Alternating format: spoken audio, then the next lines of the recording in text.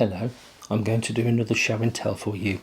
I did one a couple of weeks ago and people appreciated it enough that I feel I need to do another one. I've got some more equipment to show you.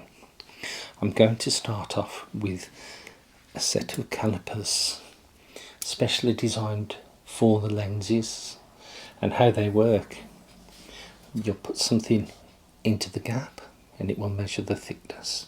So I've got here some spectacle lenses and we can see that's quite thick. So if we want to check the actual thickness of that lens, I'll place that in the middle and that gives me the reading,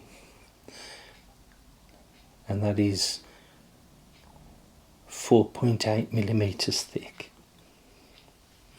If I place the next one in, this one looks slightly different.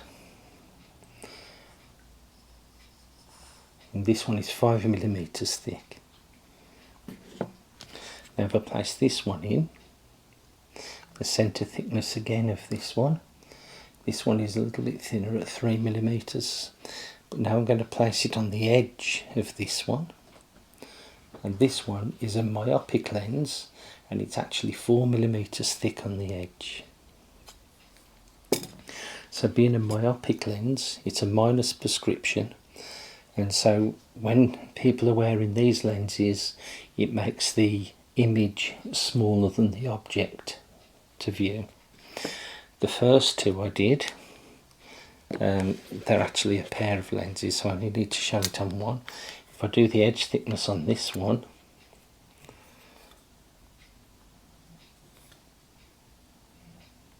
that's 3.5 millimeters thick, whereas the centre thickness on this particular one is 4.8 millimeters. So this is a plus prescription, and this makes the image bigger than the object. Right, so the person wearing this particular lens would be long-sighted, and the person wearing this particular lens would be short-sighted. Moving on now, I'm now going to show you some television glasses, specially designed for people with some sort of visual impairment. Doesn't mean that they're registered partially sighted, but how this works, I'm going to put these on for you.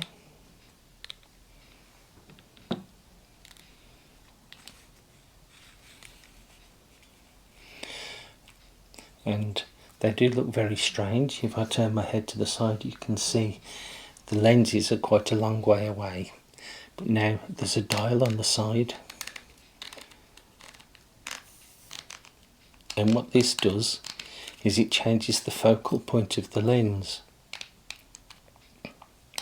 So if I go to the right distance, I can actually bring it into focus. So I could watch television with these on now and get a good image. If I carry on further, that's actually bringing these lenses closer together, and it's making it a little bit more difficult to focus on the distance I want to. So as I look in the distance now, I'm getting a much better picture than if I turn the dial and make them further away.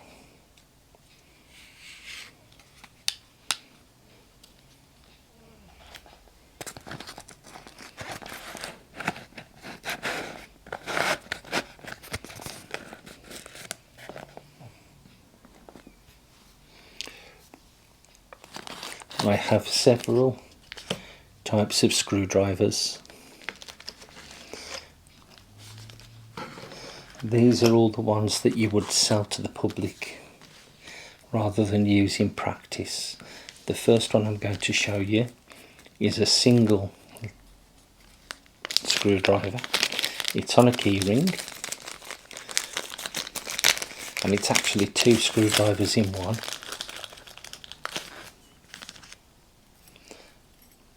So looking at this now, as I unscrew one side, the one away from the keychain, I now expose the head and this is a Phillips type screwdriver.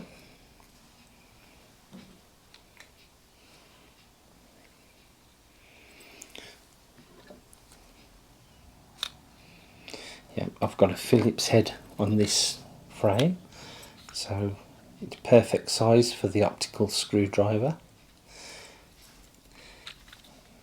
If I use another frame that's got a flat head, screw this back on.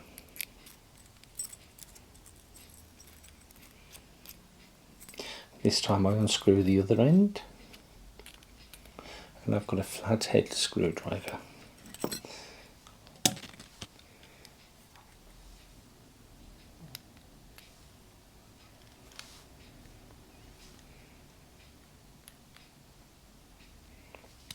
And that's perfect for doing that.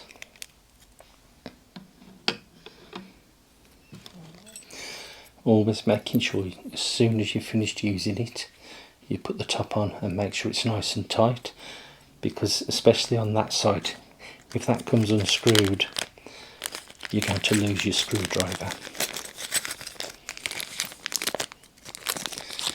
Moving on to the next, I have a set of 3 screwdrivers.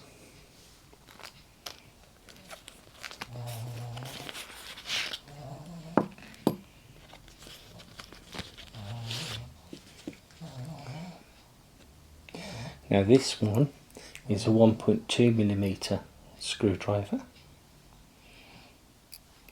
and it's got a head at the top that you can turn.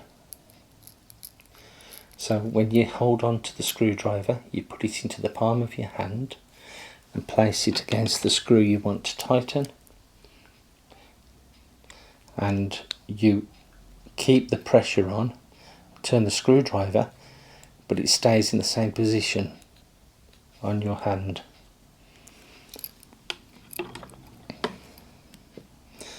This one is a 1.6mm screwdriver, a little bit bigger and ideal for slightly bigger screws, easier to control.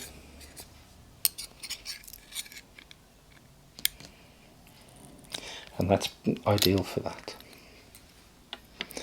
And the third screwdriver in this set is a crosshead screwdriver, and it's the 0.03. So it is very small, but ideal for the crosshead screws.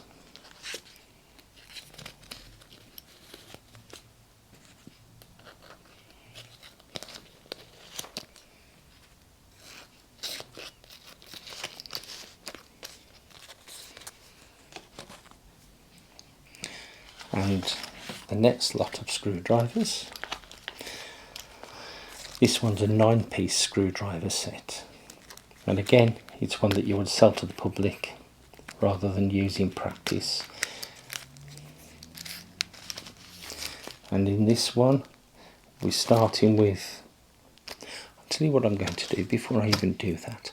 I've got a lamp here, and as we pull this lamp out, this is designed for low vision, so you can see as you're lifting it out, the lamp turns itself on. You can twist the light to go one direction or the other, but also you can actually have it so it stays upright completely. So I'm actually going to make use of this as soon as I've got it here. It makes reading a lot easier when you've got good lighting. So I'm going to start off and show you. We've got a 1mm screwdriver, very, very small. You would use that for nose pad adjustments if you've got screw-in nose pads. The next one is 1.2mm.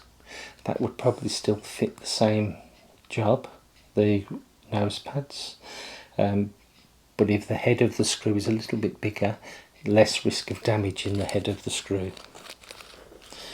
Then we're moving on to the 1.4mm. This is great for the sides of the screw. So on here, it's just the right width. Maybe using a 1.6 might be slightly better, but on the side joint that's definitely better. You wouldn't want bigger than that.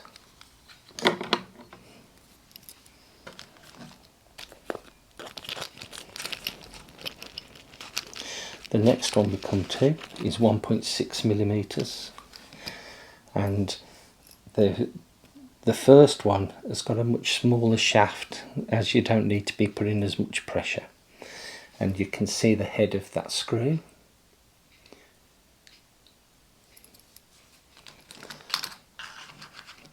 So we're then moving on, and these have got longer shafts now. This is a 1.8 millimeter screwdriver, and you can see a noticeable size difference in the head of the screwdriver.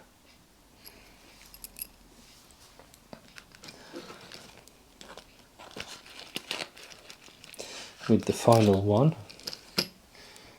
being a 2 millimeter screwdriver head. So this one would fit other jobs. For example, on that one, I wouldn't want anything smaller than this to do that job, although I'd probably want slightly bigger than this.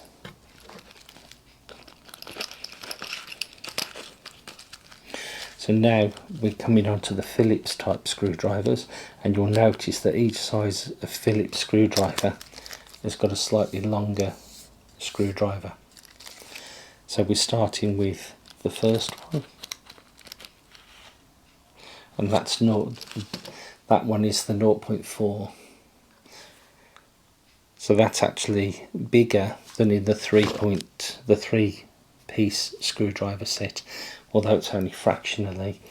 So that would probably be more beneficial unless you're doing, say, a watch repair. So the next one is a little bit bigger again, and that's a 0.6. With the final one on the Phillips in this set, you can see that's sizably bigger.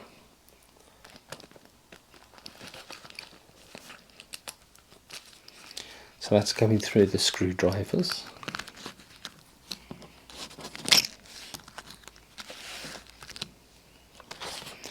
I do have one other set of screwdrivers to show you.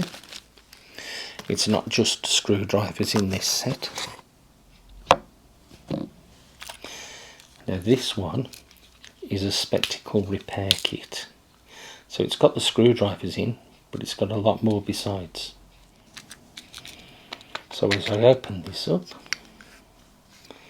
the first thing I'm going to pull out is there's a pair of tweezers. Nice cute little tweezers. They're very small and go to a very fine point. These are designed to pick up and to control, for example, the screws. So I'm going to take all the screws out of here.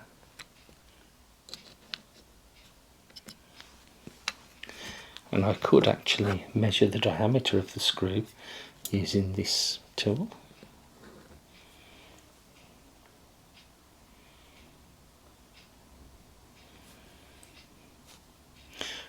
This one is 0.2. So that's a 2 millimeter diameter screw, or 1.2 actually is probably more accurate.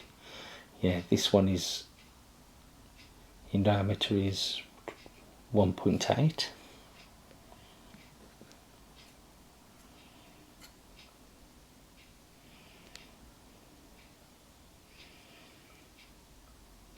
This one is 1 millimeter.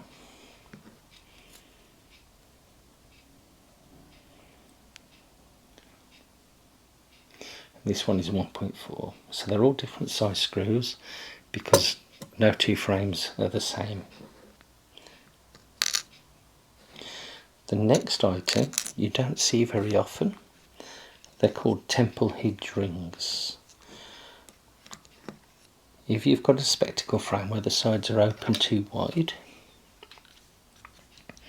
you would fit a temple hinge ring onto it, not the prettiest thing to look at,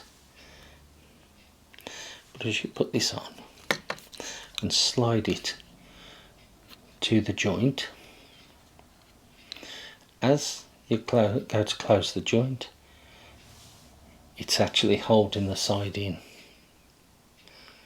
so that you can fit a wider frame onto a narrower head.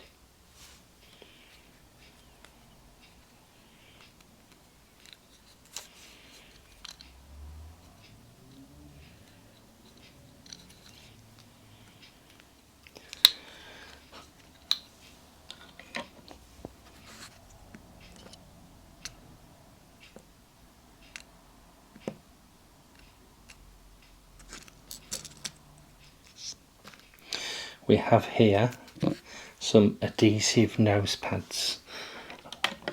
These can either be stuck to the nose pads on a metal frame so that they're more comfortable, because sometimes people find them very uncomfortable even if they're adjusted correctly, or because when you've got a fixed bridge frame, for example the plastic frames, there's no adjustment on the bridge. Sometimes they just need to be brought in a fraction, and they would stick to that pad or to the plastic frame, and they would narrow the bridge and give more comfort.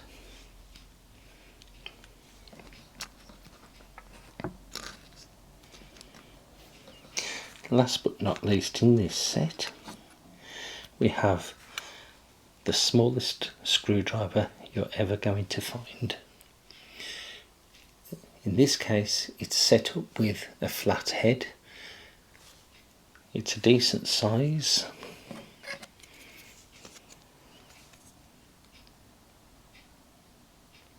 It's actually 2mm head,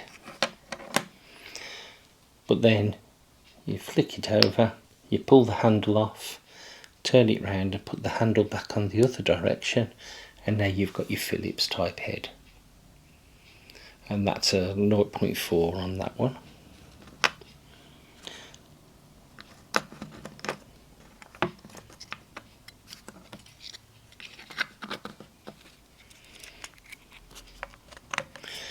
Whilst I've been doing frame repairs, I'll move on to the next item. These are diamond needle files.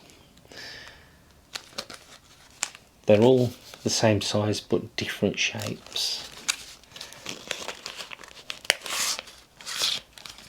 Again, this set is designed so that it can do adjustments on spectacle frames. So we have here a hexagonal one. This one is triangular.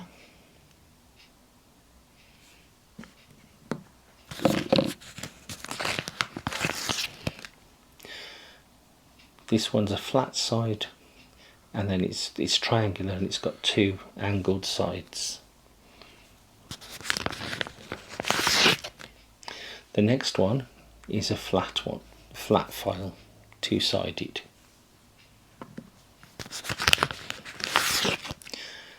And I have another one, but it's slightly rounded on one side and flat on the other.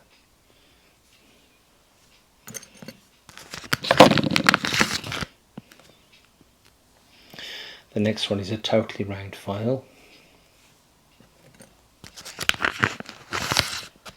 And then another flat one, this time with a flat finish to the head. And I'll be using that in a moment. So the next one is slightly rounded on both sides.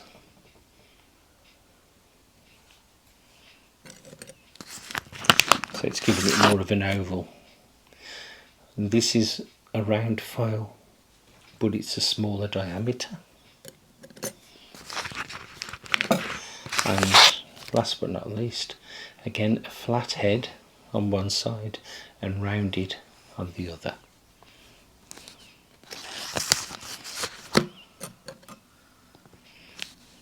They are diamond tipped, so they're very, very hard.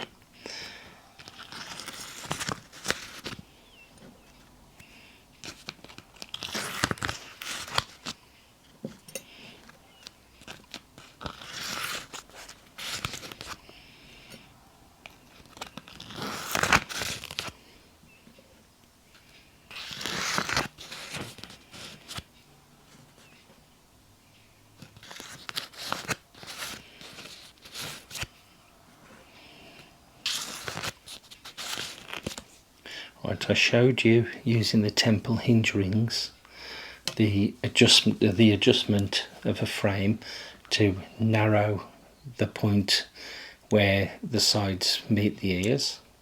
In this case, you use your file to do something slightly different, and what you're actually doing now is making the frame open wider without adjusting the lenses.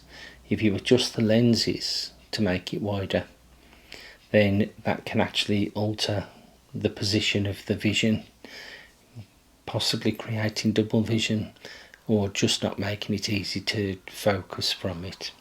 So to use this, if we wanted to angle the side so it comes down more this way, so if we wanted the frame to come down, the side to come down this angle, we would adjust it at an angle, and we would file it at an angle like so.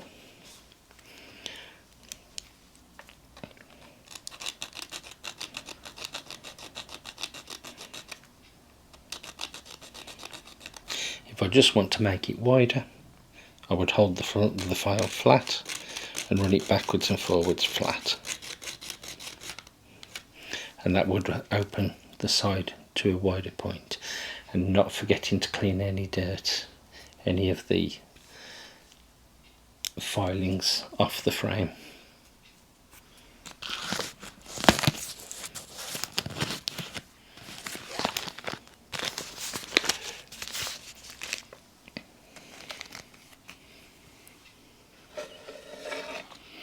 Something that's used in the test room a lot.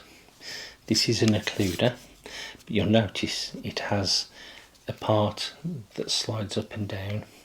So what we're actually doing, we hold this in front of the eyes, and we can use this to change the vision by doing pinhole. Obviously, to use it for the other eye, we just turn it round, and again using that to get pinhole vision. Usually with pinhole the vision is a little bit sharper and clearer.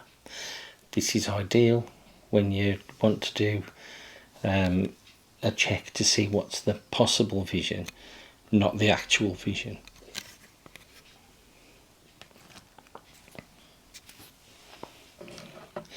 Now I have here a facial rule. It's not the same one you've seen me use on other videos. This is a much older model. This is the original design. You've still got all your measurements across here and across here, so the angular drop at 10 and at 15. You've got the apical radius of the bridge, everything else. What I haven't got is the sliding piece that comes on here. I could still with this ruler do 75% of all the measurements, but that is quite crucial for parts of the drop on the frame, so I couldn't do everything. We can still do head widths using another ruler just to get that right. So as long as that's straight, and then I'd put the other ruler there, making sure that's straight, and just roughly that should give me 135 millimeters. That one is. That's probably not quite as accurate as we'd like because I can't see whether I've got it straight.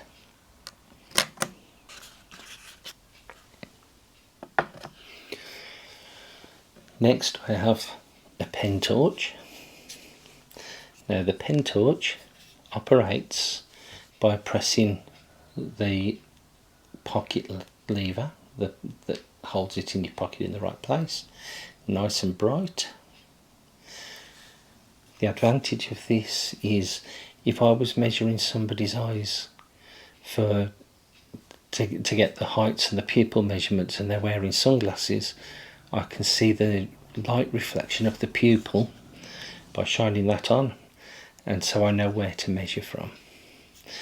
It's also used for a lot of other checks which you will see in the future and have seen already from the past.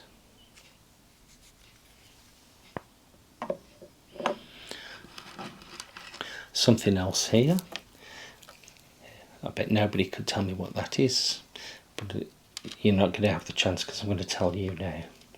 This is actually called a pearl spectacle chain. So it's made of lots and lots of pearls on a string. It has the metal clasp at the end, and then a little bit of rubber so that this can actually be slid onto a frame.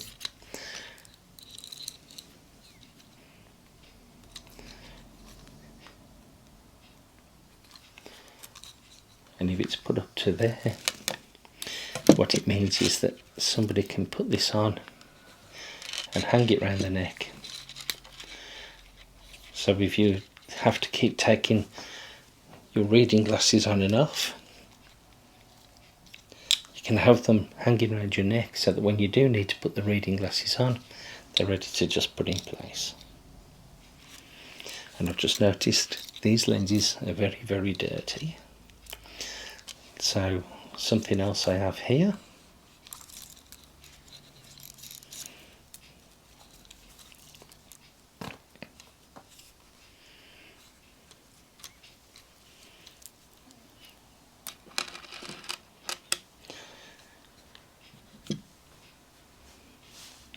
I have a practice size lens cleaning cloth.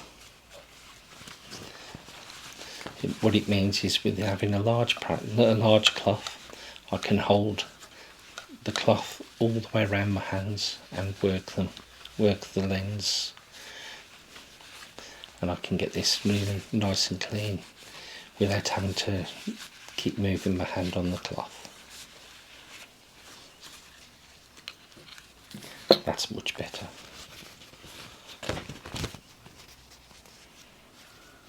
Now the particular cloth I've got here is the Abdo cleaning cloth.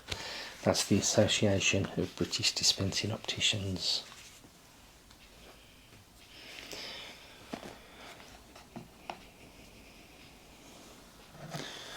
Finally, I'm just going to come to my eyes now. I showed you these in the last video. Now all these eyes are slightly different. So what I'm going to do is measure for the thickness of the eye, because you'd be amazed how thick they need to be if somebody's wearing it. So this particular one is 5.9 millimeters thick at the center point. This is a dark brown eye. The diameter of the lens,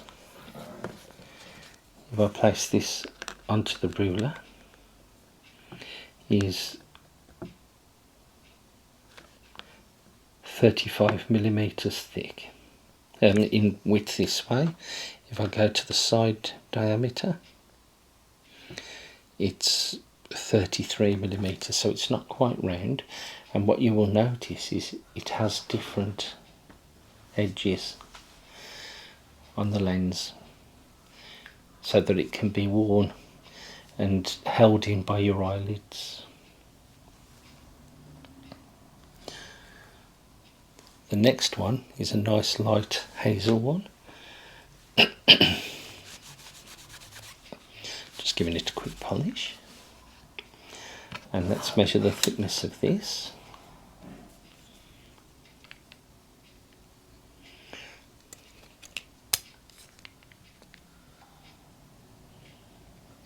Do better if I hold it the right way around.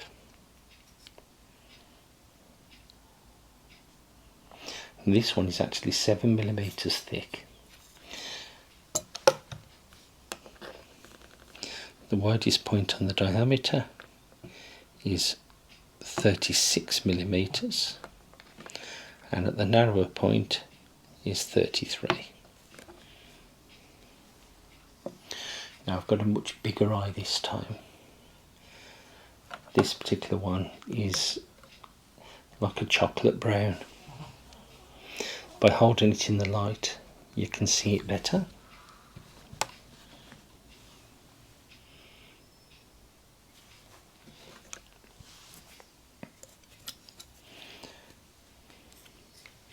The diameter of this lens, the thickness of this lens, or of this eye, is actually 7.8 millimeters thick. So you can see it's a bigger diameter, and it's a much thicker lens, a much thicker eye, I should say. This one actually is 3.8 millimeters at the widest point, at the largest point, and 3.6 at the narrower point.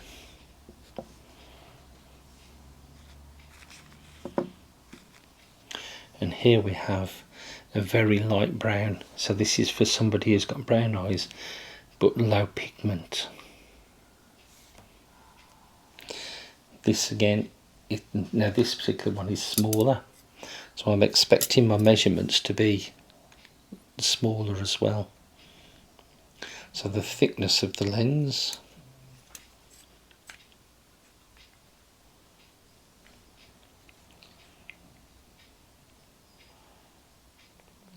this one is 6.8 millimeters, and again at the largest point of the lens, this is 34 millimeters by 32 millimeters, so it's quite a lot smaller. As we know, everybody is different, so all these eyes are made differently. So if I look at this now, and what I'm going to point out is the veins that have been painted onto the lens as well. There's quite a lot on this one. Again, what they do is they make the lenses custom made. Now this one, they've put fewer veins, but they're more pronounced, so that's almost like it's got a burst capillary. This one, there's a lot more veins, but they're a lot less pronounced. And the last on the brown ones, this is the much smaller eye, and they've put a few veins, but it is only a few. If I move on to something else now, let's have a look at the dark grey lens.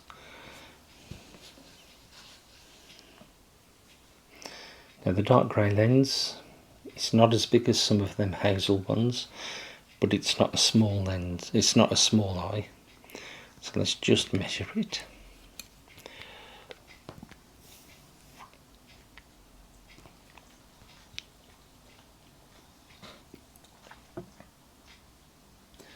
It's quite a thick lens, quite a thick eye, it's 8 millimeters thick. But when I come onto the diameter, it's 36 millimeters on the diameter by 34.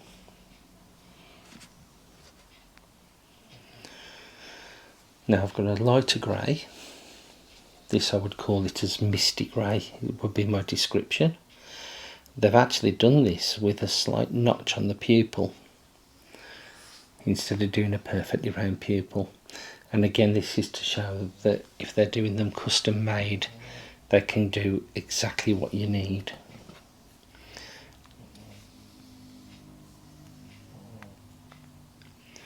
So on here, the thickness of the lens is 7.2 millimeters, and the diameter at the largest point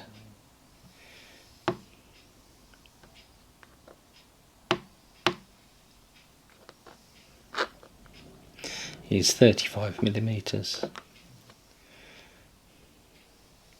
by 32. We're coming on to now baby blue. This is a lovely bright blue eye.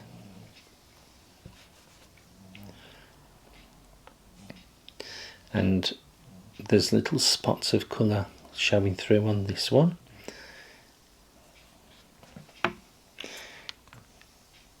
Lens thickness is 6.8 millimeters, 33 diameter by 31. This one is more of a turquoise, and you'll see that the colour is very striped, so it's got like yellow showing through. Again, our eyes are made up of all different colours. This one is being painted with lots of vascular growth, and this one is 35 by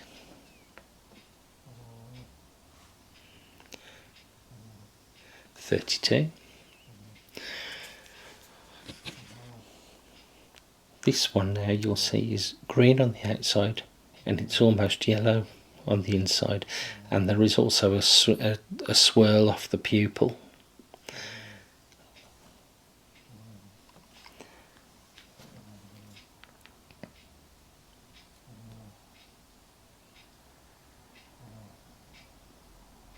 And this one is 80mm thick, and that's by 35 by 33. And then this one now is almost yellow.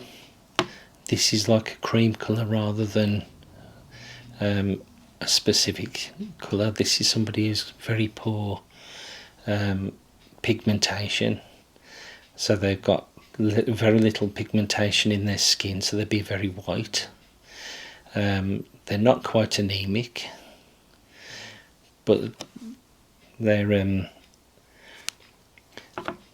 very susceptible to the sun. So this one, straight away you'd be recommending sunglasses to. Oh, let's measure thickness first.